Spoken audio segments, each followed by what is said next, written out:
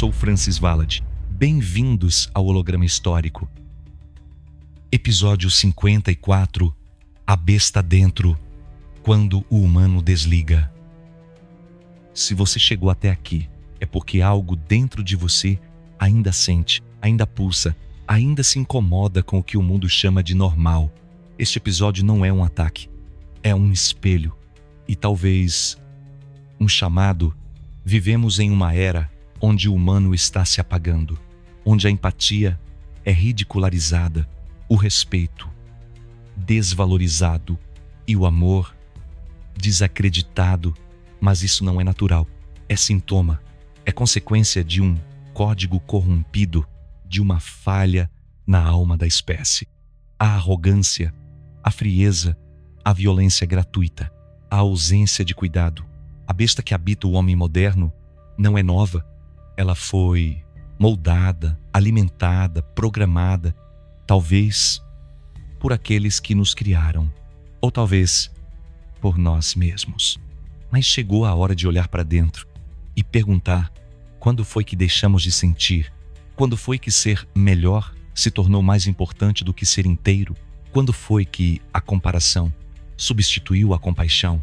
E por que nos parece tão difícil simplesmente cuidar? Importante dizer, nossos vídeos são uma sequência.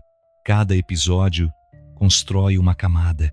Cada revelação molda a liberdade dos despertos. Se você não assistiu aos anteriores, pode não compreender com a mesma profundidade este episódio, porque o despertar é um caminho e a consciência é uma construção. Este episódio não traz respostas prontas, traz perguntas que ardem e verdades que não gritam. Elas apenas pesam, e se em algum momento algo dentro de você doer, saiba que é sinal de que o espírito ainda está vivo, porque sentir é o que ainda nos faz humanos. E se você sente que esta mensagem precisa chegar a mais pessoas, compartilhe, envie para quem você ama, para quem está perdendo a fé ou para quem já se esqueceu do que é sentir. Você pode nos ajudar através dos apoios no canal ou pela nossa loja com estampas do holograma. Mas acima de tudo, nos ajude mantendo essa frequência ativa, porque neste mundo, onde tudo empurra para o desligamento, sentir é o mais profundo ato de resistência. Holograma histórico, decodificando o passado, despertando o presente e protegendo o que ainda resta de humano. Capítulo 1.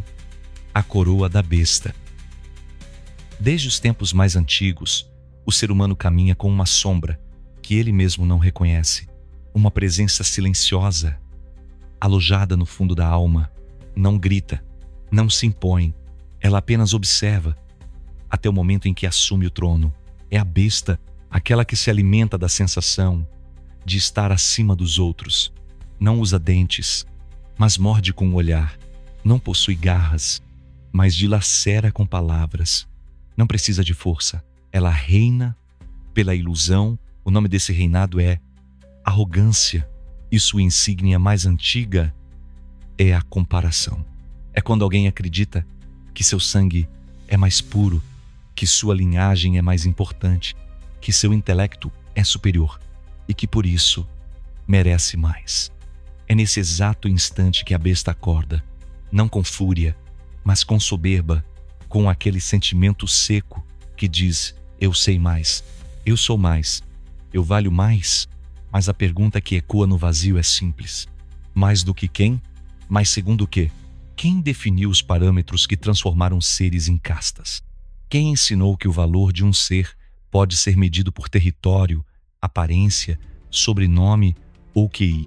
Talvez tenha sido a própria programação. Talvez a origem da arrogância esteja nos engenheiros dos avatares, os Anunnaki. Eles precisavam de controle, mas controle sobre iguais é difícil. Então criaram a ilusão da diferença, plantaram o orgulho como se fosse virtude e nos ensinaram que subir sobre o outro era o caminho para o topo.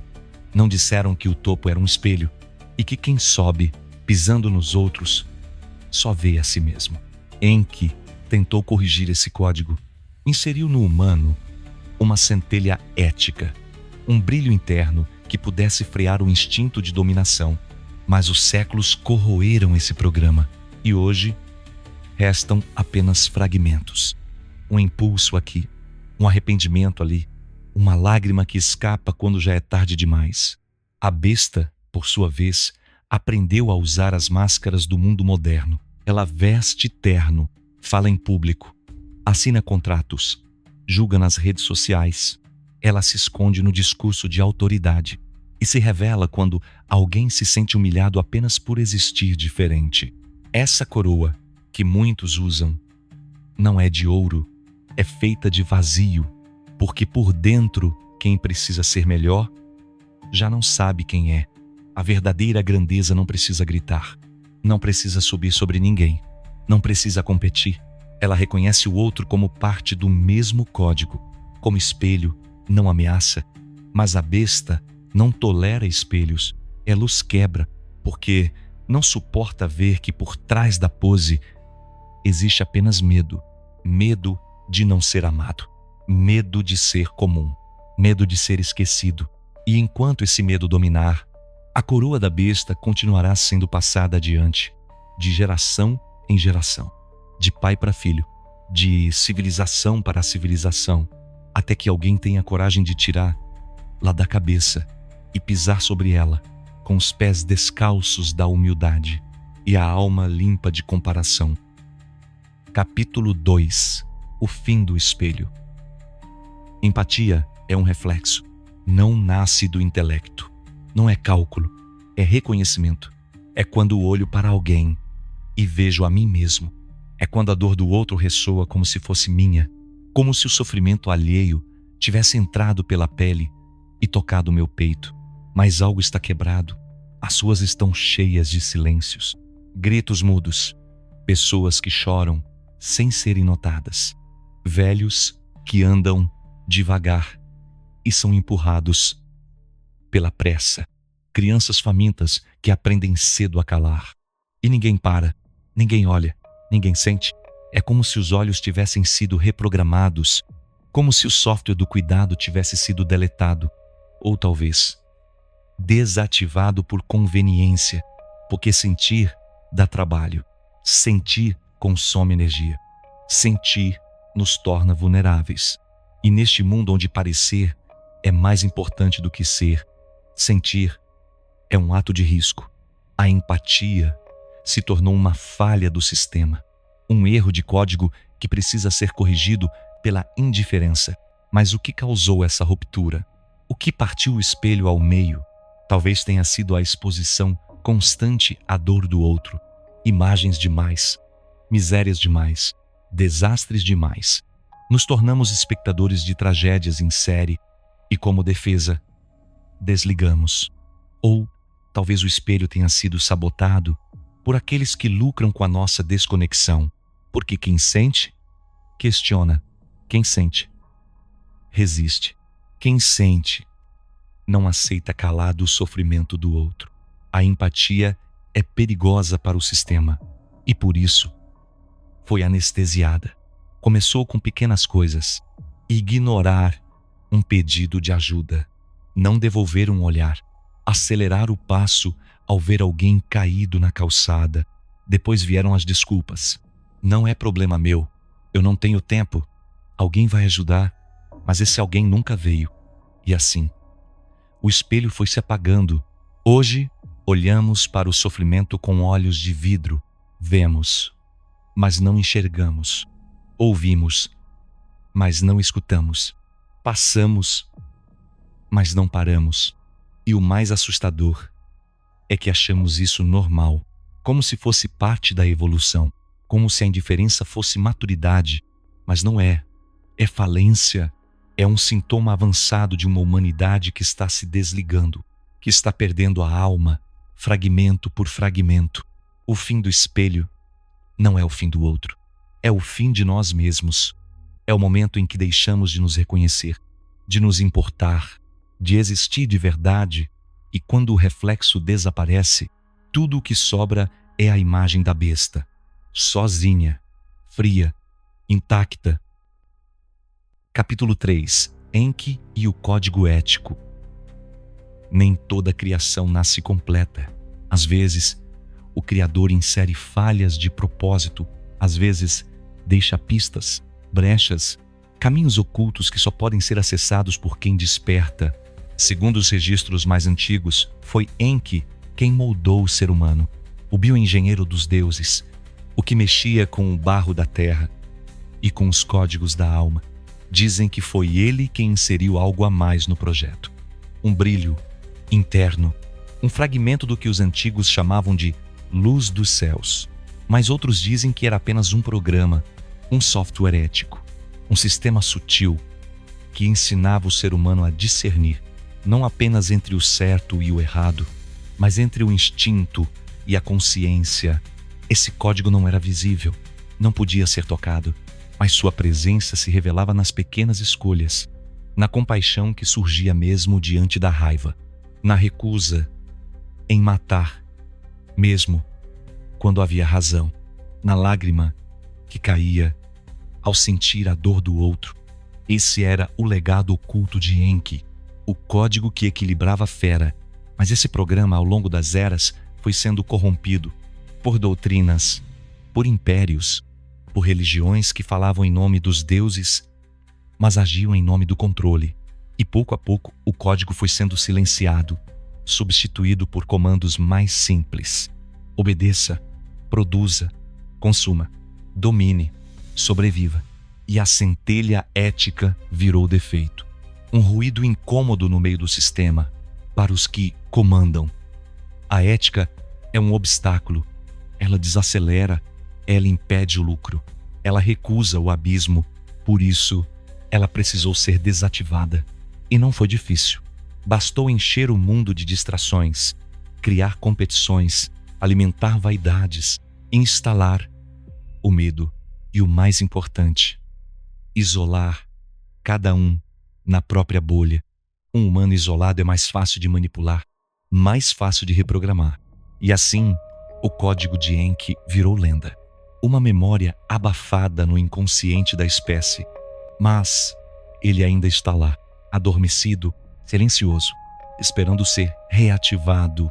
Ele se manifesta em momentos raros, quando alguém desiste de uma vingança, quando uma mão é estendida sem esperar nada em troca, quando alguém escolhe a verdade, mesmo que isso custe tudo.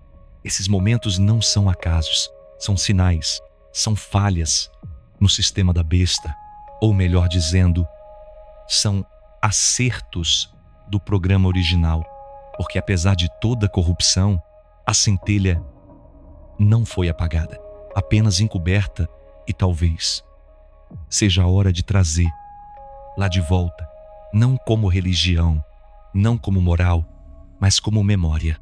Memória de quem fomos antes do desligamento. Memória do que Enki tentou nos dar e do que ainda podemos recuperar. Capítulo 4. O gene do conflito. Dizem que a guerra está no nosso sangue, que lutar é parte da natureza humana, que competir, destruir, dominar é o que nos fez evoluir. Mas será? Ou será que essa foi apenas a narrativa mais conveniente? Talvez o conflito não seja herança, mas sim instalação.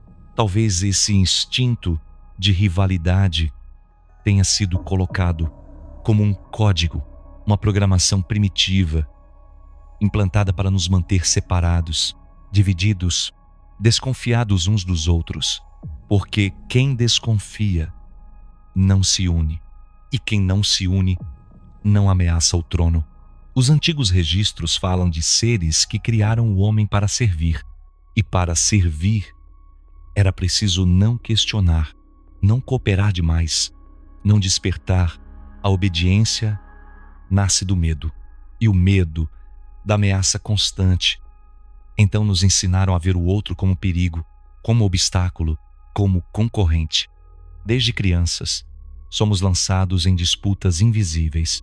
Quem é mais bonito? Quem tira notas melhores? Quem tem mais seguidores? Mais força? Mais aplauso? E quando crescemos, continuamos jogando. Empresas contra empresas, pessoas contra pessoas, nações contra nações. O conflito virou combustível. Mas a que custo? Estamos cercados por uma lógica de escassez artificial, como se não houvesse o suficiente para todos, como se a sobrevivência dependesse da vitória sobre o outro. Mas isso não é natureza, isso é engenharia. O gene do conflito não é genético, é simbólico, é um script implantado na mente coletiva. E o mais cruel é que nos acostumamos a ele. Acreditamos que a paz é utopia, que o amor é fraqueza, que o perdão é rendição. Mas não é. É resistência. A verdadeira rebelião começa quando recusamos o jogo, quando olhamos para o outro e reconhecemos o mesmo código, a mesma origem, a mesma centelha que Enki tentou preservar. Talvez por isso o mundo tema tanto os que amam. Porque quem ama não odeia sob comando. Quem ama não aperta gatilhos. Quem ama rompe o ciclo. E se tem um ciclo que precisa ser rompido, é esse. O ciclo do conflito como destino. Não somos rivais por essência. Somos irmãos por criação. A besta quer guerra, mas o espírito anseia por reconexão. E essa guerra não é entre povos. É dentro de cada um, entre o código imposto e a verdade esquecida. Capítulo 5. A estupidez como sentença. Existe um momento em que o sangue sobe, a respiração se encurta e o raciocínio se apaga. É quando o humano desliga e a besta assume. Não há argumento, não há lógica, só o impulso. A palavra cortante, a ofensa que fere antes mesmo de ser ouvida, a mão que se fecha, o grito que explode e depois o vazio. A estupidez não é apenas ignorância, é um colapso interno, um curto-circuito na consciência, uma falha no discernimento. E ainda assim, ela é tratada como natural, como aceitável, como parte do ser humano. Mas não deveria ser, porque a estupidez mata, não só com armas, mas com palavras, com humilhações, com decisões impulsivas que nunca voltam atrás. A estupidez é um desvio do código. É quando a mente deixa de ser regida pela consciência e passa a operar no modo automático. Ela surge quando o ego se sente ameaçado, quando o orgulho é ferido, quando o desejo de vencer é maior que a vontade de compreender. É um veneno que escorre pela linguagem, que se espalha pelo olhar, que transforma diálogos em confrontos, famílias em campos de batalha, amizades em ruínas. E tudo isso, por quê? Porque alguém quis ter razão, porque alguém não soube esperar, porque alguém confundiu impulso com coragem.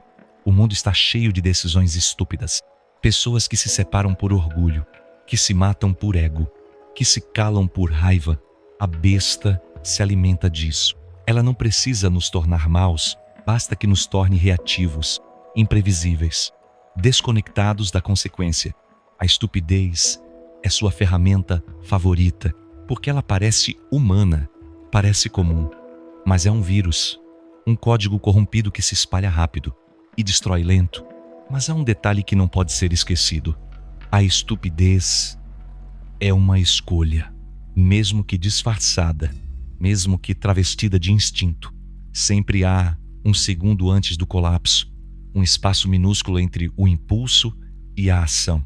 É ali que o verdadeiro humano vive, na capacidade de parar, de respirar, de recuar, de decidir.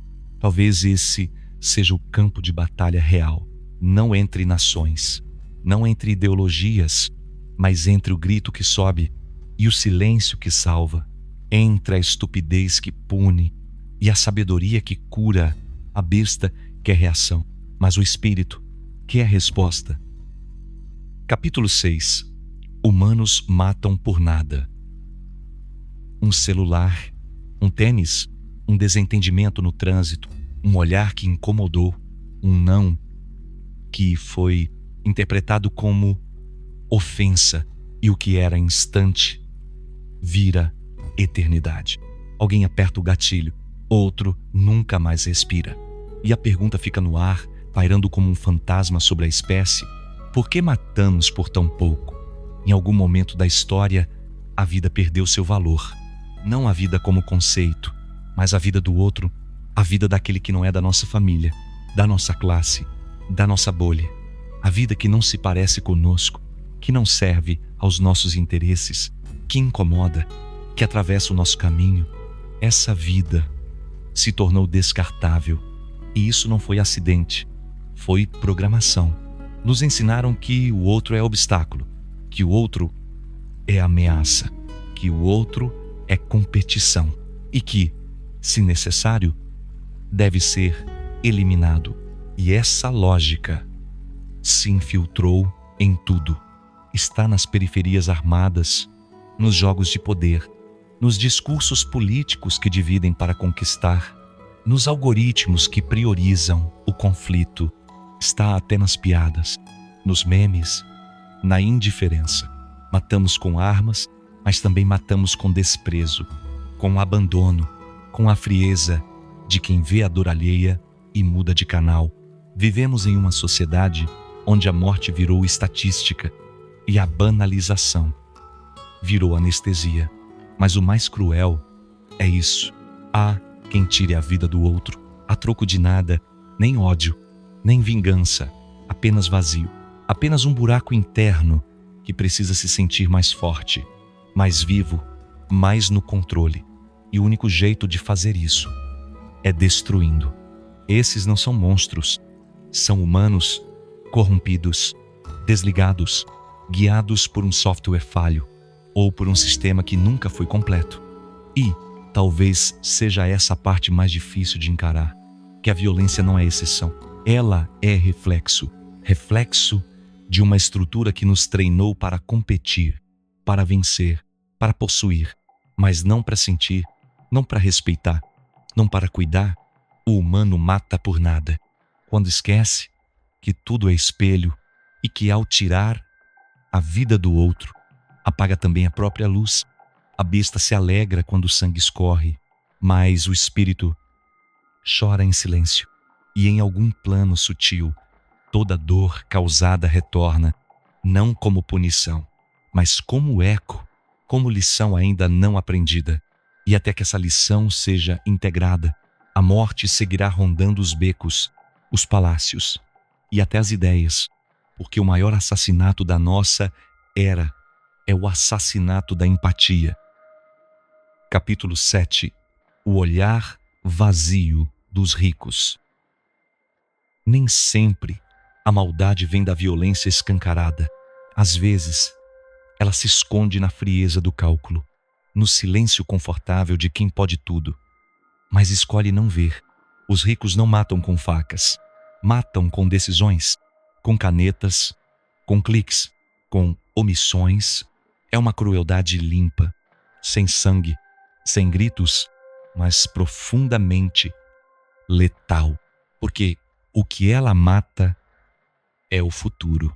Os ricos vivem em andares elevados, olham de cima, mas enxergam de longe.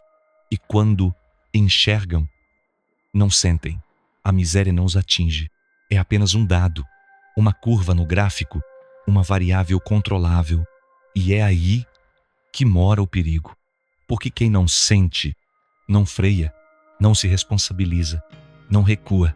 A lógica da elite é simples. Se dá lucro, continua. Se não dá, descarta. E nesse descarte vão vidas, famílias inteiras, terras sagradas, culturas inteiras soterradas por concreto e ações de mercado. O olhar do rico é treinado para ignorar. Ele passa por tendas improvisadas sem se afetar. Passa por corpos nas calçadas como quem desvia de pedras, mas se revolta quando sua vista é bloqueada por um protesto. Se incomoda com a presença dos pobres, mas nunca se pergunta quem os criou. A indiferença é sua maior arma, e é por isso que dói mais. Porque não há grito, não há confissão. A violência da elite é polida, é assinada em reuniões, aprovada por conselhos e vendida como progresso. Mas a verdade é simples. Ninguém acumula bilhões sem roubar tempo, dignidade ou recursos de muitos. Não existe riqueza inocente. Não neste sistema. Não neste planeta. A besta, quando habita os pobres, é explosiva. Mas quando habita os ricos, é silenciosa, é clínica, cirúrgica e muitas vezes admirada, aplaudida, premiada. O mundo não questiona o olhar vazio dos ricos, porque foi programado para desejar estar no lugar deles. Mas o espírito enxerga, sabe que ali falta algo essencial, falta peso na alma, falta memória do outro, falta humanidade. E o mais triste é que muitos dos que chegaram ao topo já esqueceram como era viver embaixo, esqueceram o frio, a espera, o medo, a incerteza do amanhã. E ao esquecerem, mataram a própria raiz, cortaram o fio que os ligava à essência. E hoje são apenas fachadas douradas, com corações em silêncio e olhos vazios. Capítulo 8. A infância da alma foi apagada. Todo ser nasce puro, não perfeito, mas inteiro, com a alma aberta, com o coração disposto a confiar. A infância é o território mais sagrado da existência. É quando ainda lembramos quem somos, mesmo sem saber dizer. É quando a empatia é natural. O abraço é instintivo. A compaixão não precisa ser ensinada. A criança se aproxima do que sofre. Ela estende a mão sem pensar. Ela chora quando vê o outro chorar. Mas algo acontece. O tempo passa e esse brilho começa a sumir. A alma, que antes era campo aberto, se torna muro, se torna armadura, se torna cálculo. E a pergunta é inevitável: o que nos acontece? Quem ou o que nos ensina a deixar de sentir? Talvez seja o mundo, talvez seja o medo, talvez seja o bombardeio constante de regras, castigos, comparações. Você precisa vencer. Você precisa ser o melhor. Você não pode demonstrar fraqueza. E assim, o sentir vira erro, o choro vira vergonha, a sensibilidade vira defeito. E a criança, que antes era a ponte, vira trincheira. O espírito se esconde, a alma se fecha e a besta entra. Ela entra devagar, pela porta do orgulho, pela janela da rejeição, pelo teto da competição. Ela se alimenta do abandono emocional, da ausência de escuta, da falta de cuidado. E então, a infância da alma é esquecida, como se nunca tivesse existido. E o ser cresce, vira adulto, mas vazio, repleto de máscaras, de obrigações, de metas que não fazem sentido. Vira alguém que sobrevive, mas não vive, que finge, que acumula, que brilha por fora, mas desmorona por dentro. Mas às vezes a alma tenta voltar, em um sonho, em um momento de silêncio, na lembrança de um cheiro, de um brinquedo, de uma tarde onde tudo era simples, onde bastava estar. Ali, por um segundo, a infância ressurge. A alma acena, tímida, como quem diz: você ainda pode voltar, eu ainda estou aqui. Porque o que foi esquecido não está perdido, está soterrado, debaixo de anos de dor, de adaptação, de medo, mas pode ser escavado, pode ser resgatado. E talvez essa seja a única revolução real. Voltar à alma criança, não à ingenuidade, mas à inteireza. Voltar ao ponto em que ainda sabíamos que o outro não é ameaça, que sentir não é fraqueza, que amar é natural e que viver é muito mais do que obedecer. Capítulo 9. A besta que devora os próprios pais. Há algo profundamente sagrado no vínculo entre pais e filhos, mesmo que marcado por erros, mesmo que ferido por silêncios. Existe ali um fio invisível, uma memória de origem, de abrigo, de sustento. Mas esse fio tem sido cortado, e não por necessidade, mas por orgulho, por impaciência, por ego. Vivemos uma era onde muitos filhos falam com os pais como se fossem estranhos, ou pior, como se fossem inimigos. Há quem levante a voz para quem um dia lhe deu a vida. Há quem vire o rosto para quem o carregou nos braços quando ainda nem andava. Há quem abandone seus pais em casas frias. Enquanto gasta fortuna com luxos vazios, é a besta que se manifesta, não com violência explícita, mas com frieza, com descaso, com ingratidão. Como se o tempo tivesse apagado a história, como se o passado não merecesse mais respeito. Mas esquecer os pais é esquecer a si mesmo, porque somos feitos da memória deles, da luta deles, dos erros e dos acertos que nos trouxeram até aqui. E quando cuspimos nessa origem, estamos, na verdade, cuspindo em nossa própria alma. A besta se alimenta desse tipo de corte. Ela quer destruir o elo entre gerações, quer separar o velho do novo, fazer o jovem achar que não precisa de ninguém, que nasceu pronto, que sabe mais, que não deve nada a ninguém. Mas isso é ilusão, é programação, é vaidade travestida de autonomia. É autonomia sem raiz. E tudo que cresce sem raiz cai com o primeiro vento. Os pais não são deuses, mas também não são descartáveis. São pontes, são espelhos envelhecidos que mostram para onde vamos, se tivermos a coragem de olhar. E mais do que isso, são símbolos daquilo que um dia também seremos, porque o tempo não perdoa a arrogância. E o filho que despreza o pai hoje é o velho solitário de amanhã. Não há juventude que dure, não há beleza que permaneça. O que fica é o que foi cultivado em amor, em respeito, em presença. A besta quer que esqueçamos disso. Quer que tratemos os velhos como estorvo, como peso, como falha do sistema. Mas o espírito sabe que ali mora sabedoria, mora história, mora silêncio que grita mais do que 1000 palavras. E honrar isso é honrar a própria vida, porque quem não sabe cuidar de quem veio antes, jamais estará pronto para o que vem depois. Capítulo 10. O despertar dos que ainda sentem. Mesmo nas noites mais escuras, mesmo em meio ao caos, ainda há quem sinta, ainda há olhos que choram sem saber porquê, ainda há mãos que se estendem sem esperar retorno, ainda há corações que se recusam a endurecer.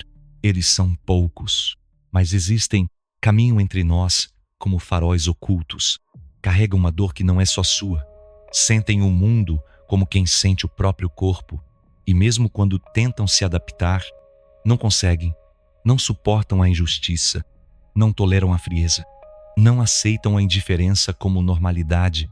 São esses os que ainda não foram corrompidos, ou que já foram, mas escolheram voltar, reprogramar, reativar o código original.